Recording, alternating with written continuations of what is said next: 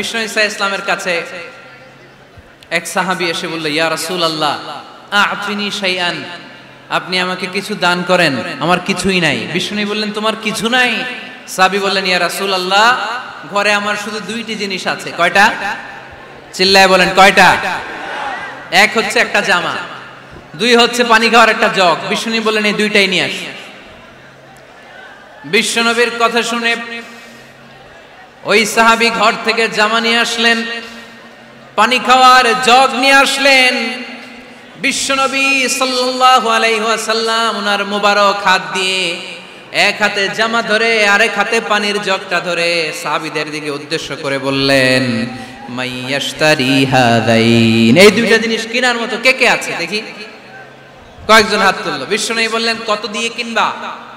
এক সাহাবী বলে, ইন্নী আশতারিহিমা বিদিরহাম, ও নবী যদিও এগুলো আমার দরকার নাই, কিন্তু আপনি যেহেতু নিলামে ডাক তুলেছেন, ইয়া রাসূলুল্লাহ ইয়া হাবিবাল্লাহ, আপনার সম্মানে আমি 1 দিরহাম দিয়ে দুইটা জিনিস কিনে নেব।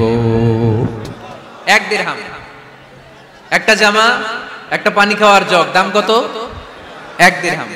বিশ্বনবী বললেন, না না, 1 দিরহাম তো অনেক কম হয়ে যায়, মাইয়াজিদু আলা যালিক, এর চেয়ে বেশি দামে কে কিনবা?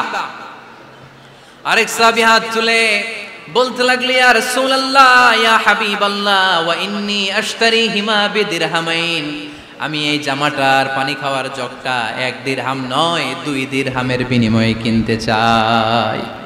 বিষ্ণু ঈসা ইসলাম ওই সাহাবাকে দিয়ে দিলেন। দিয়ে 2 দিরহাম নিয়ে যে লোকটা ভিক্ষা করতে এসেছিল তার হাতে 2 দিরহাম দিয়ে বললেন, যাও 1 দিরহাম দিয়ে ঘরে খাবার কিনে দিয়ে আসো, আরেক দিরহাম দিয়ে একটা কুঠার কিনে নিয়ে আসো। শুনতেছেন? কি কিনে নিয়ে আসো? কুঠার দিয়ে কি করে? গাছ কাটে। ওই সাহাবী কুঠার কিনে নিয়ে আসার পরে বিশ্বনবী নিজ হাতে কুঠারের মধ্যে একটা কাঠের হাতল লাগাই দিলেন। আল্লাহু আকবার। হাতল ছাড়া কুঠার ইউজ করা যাবে?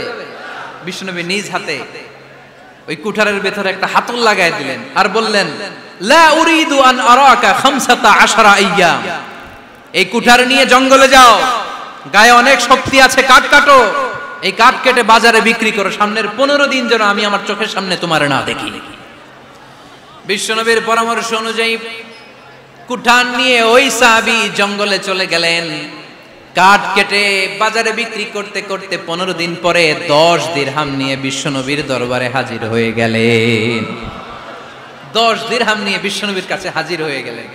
সাহাবী এসে বলল, ইয়া রাসূলুল্লাহ এখন আর আমার ভিক্ষা করা লাগে না, আমার গায়ে অনেক শক্তি আল্লাহ দিয়েছে, আই এম ভেরি এনার্জেটিক, আপনার দেয়া বরকতের কুঠার দিয়ে আমি কাঠ কেটে কেটে স্বাবলম্বী হতে শুরু করেছি।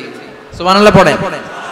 আমি এখন 10 দিরহামের মালিক। বিশ্বনবী বললেন, লা আইয়াহতাতিবা আহাদুকুম হুজমাতান আলা যাহরিহি খায়রুম মিন আইয়াসআলা শাইআন ফায়ু'তিয়াহু আও ইয়ামনাহু, যাদের গায়ে শক্তি আছে তারা ভিক্ষা না করে কাঠ কেটে পিঠে সেই বোঝা নিয়ে বাজারে বিক্রি করা অনেক ভালো। কারণ কারো কাছে যদি তুমি হাত পাতো সে দিতেও পারে, নাও দিতে পারে, আর কষ্ট করলে কষ্ট কোনোদিন বৃথা যায় না। চিল্লায় বলেন ঠিক কিনা? বিষ্ণু ঈসা ইসলামের অনুপ্রেরণায় এই সাহাবা অল্প কিছুদিনের ব্যবধানে স্বাবলম্বী হয়ে গেলেন। What is the moral of the story? বিশ্বনবীর এই প্রফেটিক স্টোরি থেকে আমাদের কি শিক্ষা? লেসন নাম্বার 1, বিশ্বনবী চাইলেই ওই 2 দিরহাম দিয়ে বলতে পারতো, যাও খাবার দাবার কিনে ফ্যামিলিতে দিয়ে আসো। সে ওই 2 দিরহাম নিয়ে খাবার দাবার কিনে ফ্যামিলিকে খাইয়ে রাত্রে আবার ভিক্ষায় নামতো। কথা কন, রাত্রে কি করতো? ভিক্ষায় নামতো। বিষ্ণু ঈসা ইসলাম তাকে কাজ করে খাওয়ার জন্য উৎসাহ দিলেন। পাশাপাশি বিষ্ণু ঈসা ইসলাম পার্মানেন্ট সলিউশন দিলেন। এজন্য পার্মানেন্ট সলিউশনের ব্যবস্থা করতে হবে। অনেকে আমরা যাকাত দেই, যাকাতের শাড়ি দেই, যাকাতের লুঙ্গি দেই, আছে না নাই? লক্ষ্মীপুরে এরকম দেয় নাকি? কি দেয়? হ্যাঁ, গাড়ি, গাড়ি দেয়, শাড়ি না। যাকাতের শাড়ি, যাকাতের লুঙ্গি বলতে কোনো কথা ইসলামে নাই। এগুলো খুব কম দামি শাড়ি, যাদেরকে এগুলো দেয়া হয় তাদেরকে অপমান করা হয়, ঠিক কিনা? আল্লাহ বলেছেন, ওয়ালাকাদ কাররামনা বানি আদম, I have dignified the status of the sons of Adam, আমি আদমের সব সন্তানদেরকে সম্মানিত করেছি। সুবহানাল্লাহ পড়েন। আপনাদের চেয়ে সম্মানিত কেউ আছে? মানুষের চেয়ে সম্মানিত গোটা বিশ্বে আর কোনো মাখলুকাত আছে নাই। এজন্য যাকাতের শাড়ি দেয়া যাবে না, যাকাতের লুঙ্গি দেয়া যাবে না। যাকাতের শাড়ি আপনারা দেখছেন, এটারে একবার ধোয়ার পরে দ্বিতীয়বার পরা যায় না। মশারি কি পাতলা, এর চেয়েও পাতলা। এই জন্য যাকাতের শাড়ি, যাকাতের লুঙ্গি বলতে ইসলামে কোনো পরিভাষা নাই। আপনাকে স্বাবলম্বী করে দেওয়ার চেষ্টা করতে হবে।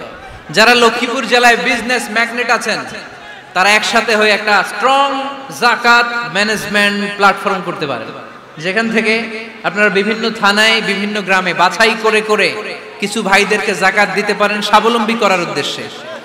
যেই ফ্যামিলিকে আছে, কি নাম এটা, পল্লী উন্নয়ন ক্লাব, মাশাআল্লাহ, যাকাত ফান্ড দিয়ে বিদেশে লোক পাঠায়। এর চেয়ে সুন্দর পদ্ধতিতে যাকাত বিতরণ আর হতে পারে? যেই লোকটাকে, যেই ছেলেটাকে বিদেশে পাঠানো হয়েছে, ওই ফ্যামিলিটা আর কোনোদিন যাকাতের শাড়ি নেওয়ার জন্য লাইনে দাঁড়াবে? যেই ছেলেটাকে ওনারা অস্ট্রেলিয়ান গাভী কিনে দিছে, দুধ বিক্রি করে যেই ফ্যামিলিটা স্বাবলম্বী হতে শুরু করেছে, তারা আর কোনোদিন যাকাতের লাইনে যেয়ে দাঁড়াবে না। এজন্য যাকাত দিতে হবে স্বাবলম্বী করার জন্য। ইসলাম আমাদেরকে এটাই শিখিয়েছে, কাজ করে খেতে হবে। কাজে লজ্জা নেই, লজ্জা হচ্ছে অলসতায়। লজ্জা কিসে? আজকের আলোচনা থেকে এটা মুখস্থ করে নিতে হবে, কাজে লজ্জা নেই। লক্ষ্মীপুরের ইয়াংস্টারেরা শ্রমে লজ্জা নেই, পরিশ্রমে লজ্জা নেই, লজ্জা অলসতায়। লজ্জা কিসে?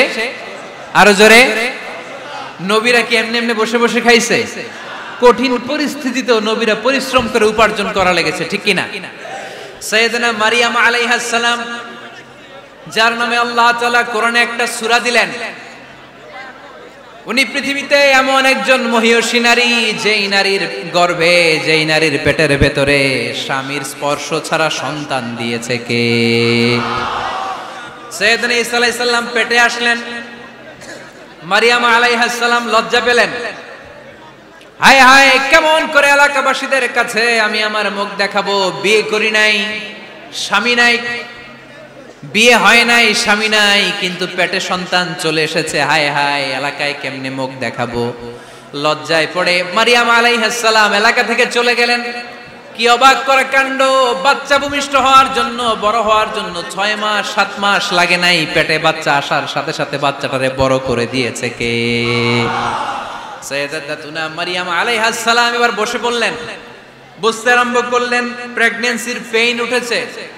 হঠাৎ করে পেট থেকে বাচ্চা ভূমিষ্ঠ হয়ে যাওয়ার পরে উনি কাঁপতে আরম্ভ করলেন। ক্ষুধার চোটে খাবার কিছু নাই, সামনে ঝর্ণা, উপরে একটা খেজুর গাছ।